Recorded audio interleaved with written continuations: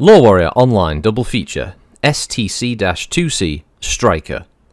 Overview. First built in 2550 as one of the SLDF's earliest assault mechs, the Striker has proved its worth many times over. As technological advancements enabled the Star League to build heavier assault mechs, the Striker was relegated to second line and garrison units. Over the long centuries of the Succession Wars, the number of Strikers left in the Inner Sphere steadily decreased, and at present, less than 300 Strikers remain operational. The primary production facility for the Striker was destroyed during a Curetan raid in 2867, and no new Strikers have been produced in recent years. Capabilities. Built with the largest fusion engine available at the time of its initial design, the Striker was the fastest and heaviest mech in the Star League inventory, until advances in technology would displace it. The massive weight of the Striker's engine limited the weapons that the design team could install, but they gave the mech the heaviest arsenal it could carry. The primary weapon is a Hellstar PPC, supplemented by a large laser to give the Striker a knockout 1-2 punch. Secondary weapons are an AC-5 with a ton of ammo and 3 medium lasers. The Striker also has 15 heatsinks and 13.5 ton of armor. Deployment. The armed forces of House Steiner and House Lau possess most of the Star League-era Strikers, and all of the Steiner machines remain in military forces stationed in the Lyran Alliance. House Lau has recently deployed its Strikers in its frontline mech units, whereas most Lyran Strikers are in militia units along the Steiner periphery border near Marek Space. The rest of the known Strikers are spread throughout the Inner Sphere and the periphery, reportedly in the possession of several mercenary units. Variants. The only known variant of the Striker, the 2D model, used by the Capellan Confederation, replaces the original 15 heatsinks with 12 double heatsinks and adds 2 tons of armor. In addition, the Hellstar PPC is replaced with a Magna Firestar extended range PPC, and the 3 medium lasers are replaced with 2 medium pulse lasers. 3058 Upgrade Overview. While less than 300 Strikers were known to survive after the STC production facility was destroyed in 2867, at one point it was one of the most common assault mechs within the SLDF. It gains that distinction by being the first assault mech commissioned by the Quartermaster Command for specific use with non-Terran SLDF forces, and while all the houses fielded assault mechs by the time of the Striker's debut in 2571, these relatively scarce battlemechs were assigned only to the most prestigious units or to the highest ranking nobles or officers in a house. As such, very few were assigned to the SLDF. Terran hegemony units, however, were equipped with some of the most powerful and advanced assault mechs in existence, and as such their relative firepower was disproportionate to that of House SLDF units. To remedy this tactical deficiency, as much as gain political capital, First Lord Ian Cameron ordered full-scale production of the Striker, and the unit quickly began swelling the ranks of the SLDF. The addition of a purpose-built and capable assault mech to their donated units gained the anticipated goodwill, and many historians assign partial credit to the Striker for helping cement the League and convince the houses to donate more units to the SLDF. When technological advances allowed the Star League to build larger and more capable assault mechs in a cost-efficient manner, the Striker quickly found itself relegated to second-line duty. Most were deployed amongst militia units in the Rimwood section of the hegemony. Capabilities. The Striker compared very favourably to its assault class contemporaries such as the Victor and Emperor. Its success stemmed from the Pitband 320 fusion engine, which provided manoeuvrability comparable to many medium mechs. Its Hellstar PPC coupled with the Pontiac Light AC provides excellent range firepower, supported by the Defiance B3L large laser at close range. At point-blank range, the Striker can rely on 3 Hellion B2 medium lasers. The arrangement of the PPC, large laser, and autocannon provide a large amount of firepower at respectable ranges, although many mech warriors have desired more than 15 heatsinks to help maintain their rate of fire. Many believe that the Capellans received the inspiration for their Marauder 3L design from facing and using many Strikers, and intending to remedy the heat problems faced by the STC. Deployment. Most of the current-day Strikers are deployed amongst Steiner and Lau units. Whereas the former deploy them in a defensive role, the Capellan Strikers not only operate on the front line, but many have also received a field upgrade. It's this frontline status that's pitted many of them against Davian and, more recently, Word of Blake formations, where the ancient design continues to perform well when faced with either recent construction or designs first conceived 5 centuries ago. Several other Strikers can be found amongst the armed forces of houses, pirates, and mercenary alike, but never in any significant concentration.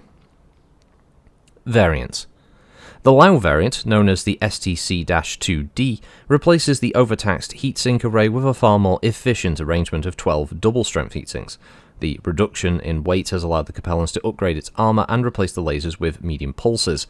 The Hellstar PPC is likewise upgraded to a Magna Firestar ER model, granting the 2D superior range and firepower with the heat capacity to maintain its rate of fire. A variant that's been seen amongst the militia units in Haus Steiner trades the large laser and AC-5 in favour of a Mydron Model B AC-10, while providing less overall firepower. The cooler output of the heat of the Mydron, coupled with a 2-ton ammunition bin, allows the 2S to maintain a very steady rate of fire for extended periods of time. Notable mech warriors: Cao Xiao Curtis McCulley. Despite leading her command lance of 4 STC-2D strikers in every engagement against Davian invasion during their attack on Necromo in 3068, Cao Xiao McCulley was unable to prevent the fall of the critical planet in August of 3068. Disobeying a recall order, she instead went to ground with several other survivors and has since managed to wage a successful guerrilla campaign against the Davian occupation troops. Her strikers screen her retreating forces after a raid, deterring pursuit by lighter and swifter units through sheer firepower or by avoiding more heavily armed opponents altogether. The recent reversals of fortune for George Hasek have given her hope that Necromo will soon be a part of the Confederation once more.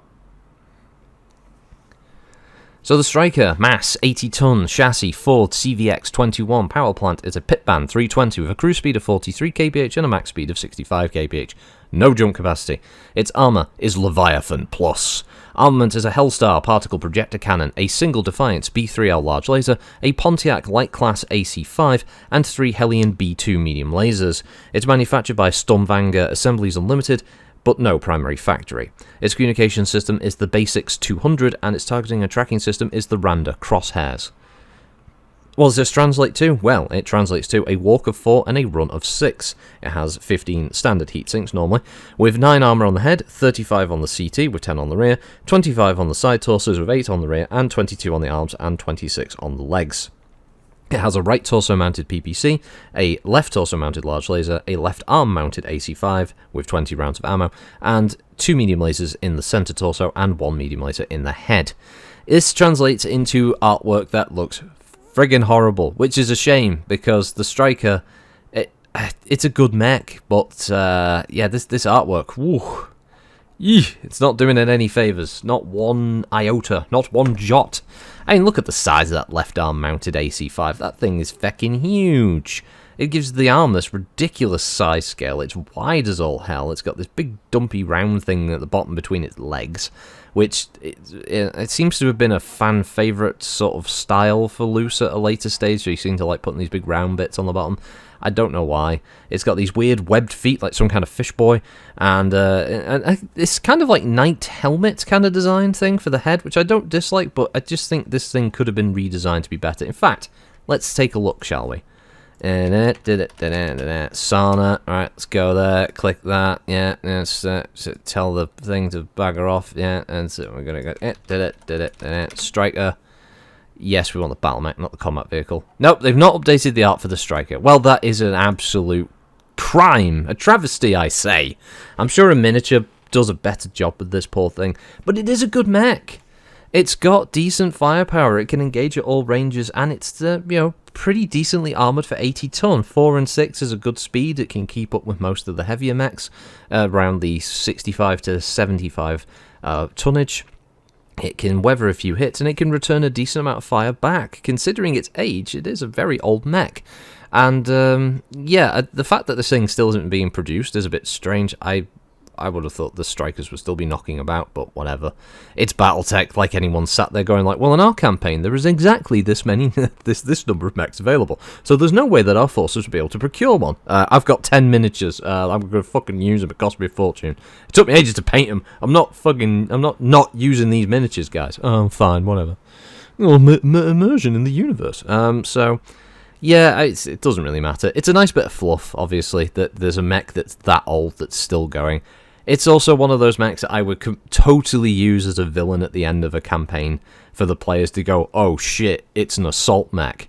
And, it's not one that's going to tear you apart. It's not an Atlas. It's not going to, just weather the storm and be the Diax and just pull your arms off.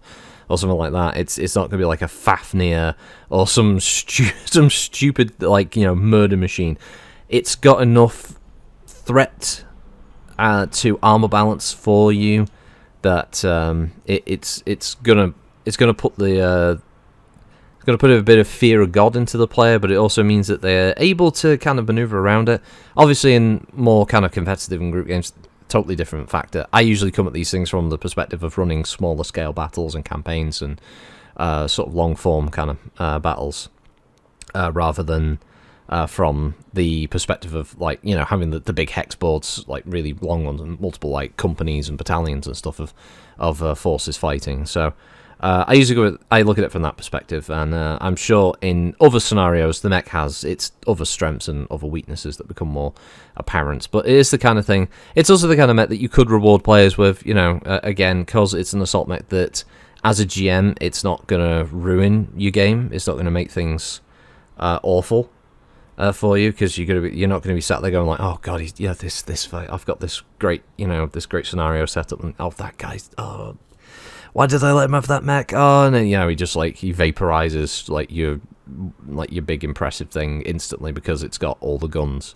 Again, it's like giving a player a Fafnir and not expecting them to just go, ooh, dual heavy gauss, and just kill everything in one shot, or like stripping torsos off and whatever. It's that kind of thing. So it's good for that reason. It's just the artwork is a bit naff, which is a shame, because it's not an awful mech. It just looks a bit crap. But, as always, I've rambled far too long, far too often, and I will leave it there. We're nearing the end of Technical Readout 3058, at least for the mechs. There's still more vehicles, and the upgrade version does actually have a bit more going for it. We've actually got like a whole section about battle armors, which I'll go through, different groups, different great houses. So we've got things like the Infiltrator from the animated series, and you got like some of the others there, and then you got, obviously, I think some of the clan ones are in here as well. I think they have the clan battle armors as well. I'm pretty sure they're in it. I'm just scrolling through it quick while I'm just nattering. I'm pretty sure there are, there are, but there are quite a few of the Inniseer models that have come out, and then you got some of the alternate elemental suits. Some of those are a bit wacky. They've got weird names as well. Some of them, like Undine. Or the gnome. Who wants to fight a gnome? And and there's also clan mechs. Don't worry, I'm not ignoring the clans.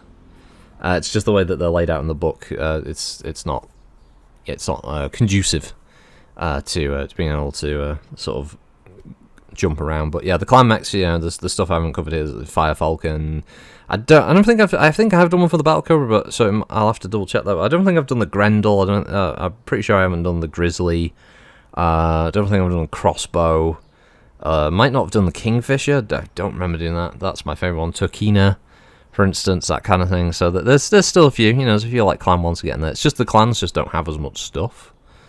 So yeah, that's just that really. But yeah, anyway, waffled. Anyway, have a good week. See you all. Bye. Bye. Bye. Bye. Bye. Bye. Bye. Bye.